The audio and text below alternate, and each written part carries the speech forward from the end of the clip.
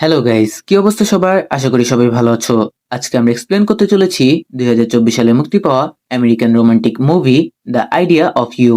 আজকে আমরা অন্যরকম একটি মুভি দেখতে চলেছি, যেখানে 42 বছরের একটি মহিলা 23 বছরের একটি ছেলের প্রেমে পড়ে, আর এই বিষয়টি সমাজ কিভাবে নেয় এই নিয়েই মুভিটি। তো বেশি কথা না বলে আমরা সরাসরি মুভিতে চলে যাই।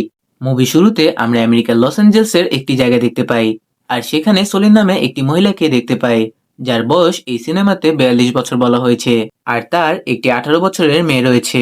আর তখন আমরা দেখি সলি তার বেস্ট ফ্রেন্ডের সাথে কথা বলছিল। সে তখন বলে তার এক্স হাজবেন্ড একটি মিউজিক ফেস্টিভ্যালে যাওয়ার জন্য দুটো টিকিট পাঠিয়ে দিয়েছে, আর তার মেয়ে সেই মিউজিক ফেস্টিভ্যালে যেতে চায়। আর তখন আমরা জানতে পারি সলিন তার পূর্বের স্বামীকে ডিভোর্স দিয়েছিল, কারণ তার সাথে থাকাকালীন তার স্বামী পরকীয়া করত, আর যার জন্য সলিন তাকে ডিভোর্স দিয়েছিল। তো যাই হোক, সেই মিউজিক ফেস্টিভ্যালে আমেরিকার অন্যতম জনপ্রিয় ব্র্যান্ড মুন আসছে।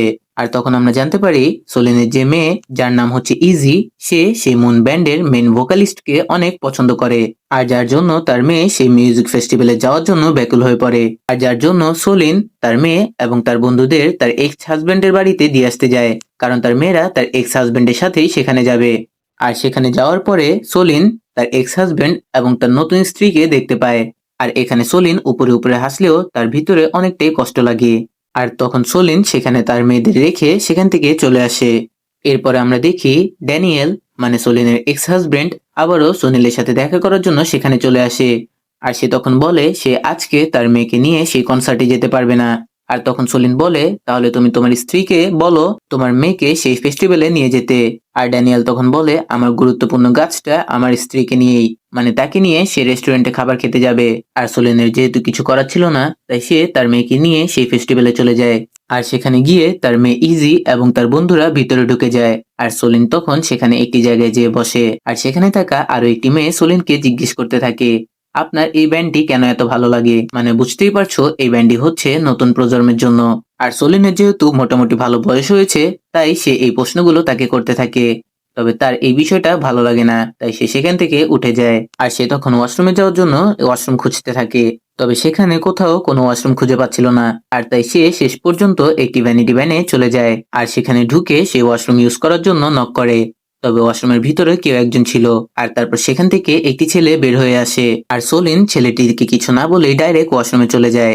আর ছেলেটি তখন ভাবতে থাকে কিভাবে কেউ কারো পার্সোনাল ভ্যানে চলে আসতে পারে। আর তখনই এই ছেলেটির পরিচয় আমাদের দেওয়া হয়।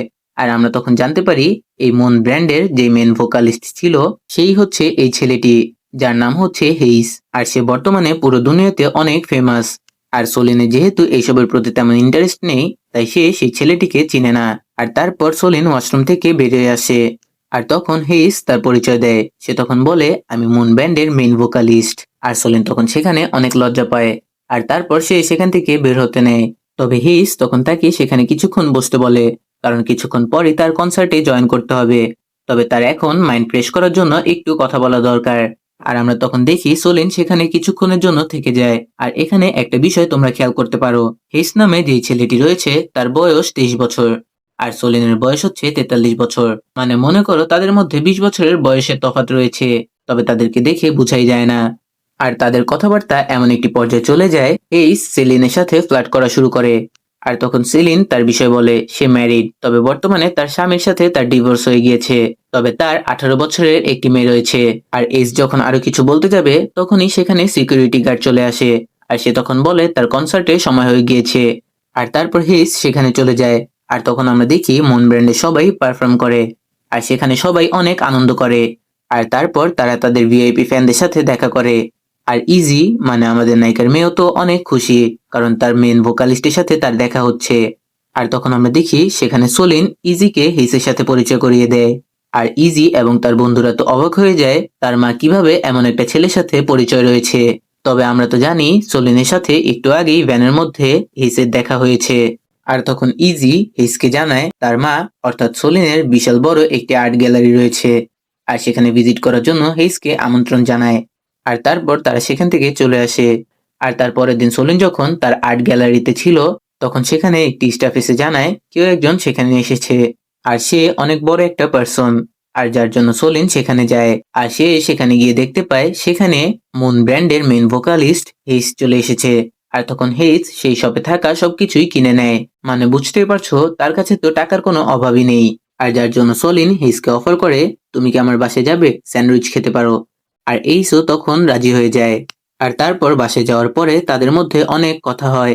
আর হেইজ তখন সলিনকে স্যান্ডউইচ বানাতে সাহায্য করছিল। আর তারা সেখানে খোলামেলাভাবে অনেক কথাই শেয়ার করে।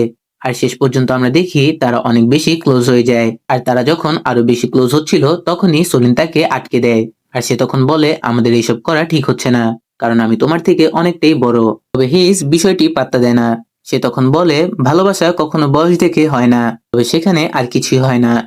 আর যার জন্য সলিন সেখান থেকে হেইজকে পাঠিয়ে দেয়। আর তারপরের দিন আমরা দেখি ইজি, মানে আমাদের নায়িকার মেয়ে, তার বন্ধুদের সাথে ক্যাম্পিং করতে যায়। আর সে সময় সলিন বাসায় একাই ছিল। আর তখনই আমরা দেখি তার ফোনে হেইজের মেসেজ আসে। আর হেইজ তখন সলিনের সাথে দেখা করতে চায়। আর সলিনকে নিউ ইয়র্কের সবচেয়ে দামি একটা রেস্টুরেন্টে তাকে ইনভাইট করে। আর তখন আমরা বুঝতে পারি সলিনও হেইজকে পছন্দ করা শুরু করেছে। মানে বুঝতেই পারছো, হেইজের মতো সুন্দর একটা ছেলেকে কেই বা না পছন্দ করবে। আর সেও তার মনকে আটকাতে পারে না।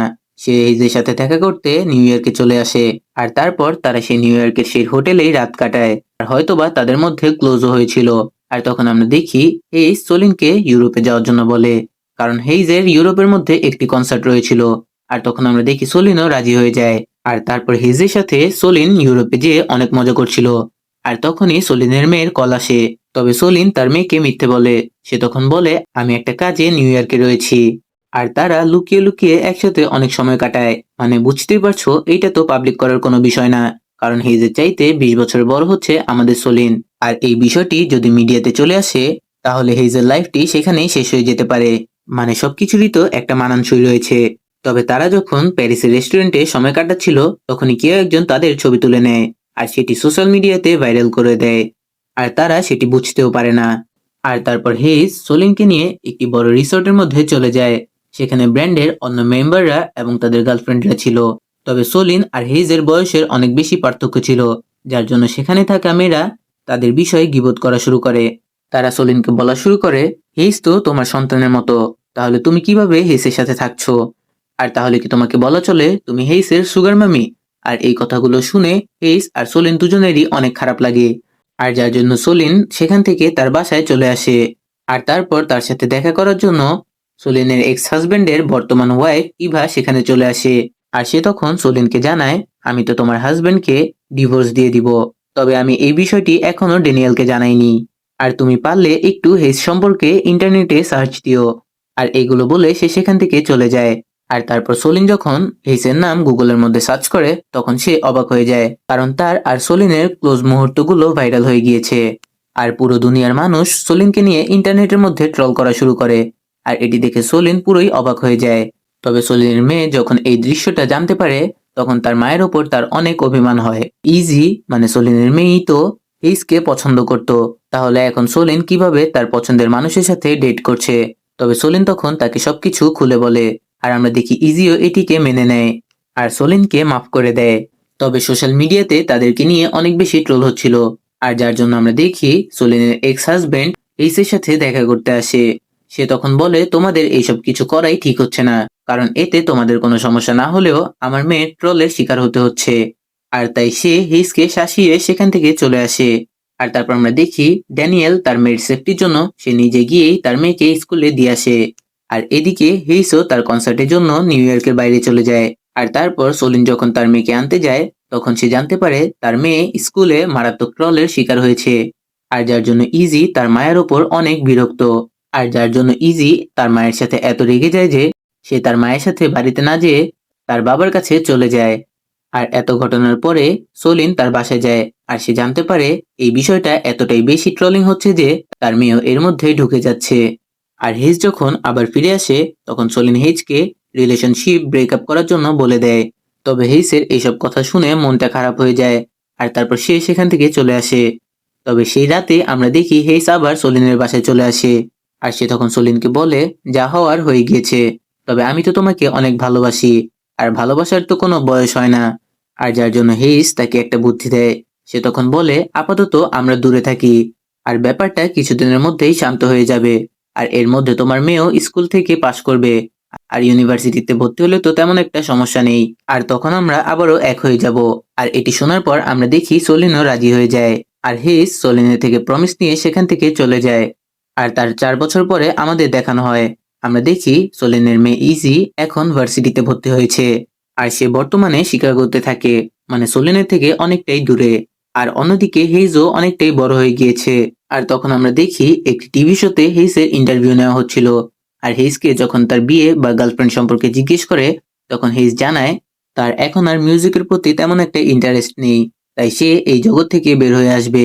আর তার লস এঞ্জেলসের একটি জায়গাতে একটি বিশেষ বান্ধবী রয়েছে, যাকে সে অনেকটাই ভালোবাসে, আর সে তার শেষ জীবনটি তার সাথে কাটাতে চায়। আর তারপর সিন চেঞ্জ হয়, আমরা তখন দেখতে পাই সোলিন তার আর্ট গ্যালারিতে কাজ করছে, আর সেখানে হেইস চলে আসে, আর তারপর তারা দুজন আবারও এক হয়ে যায়।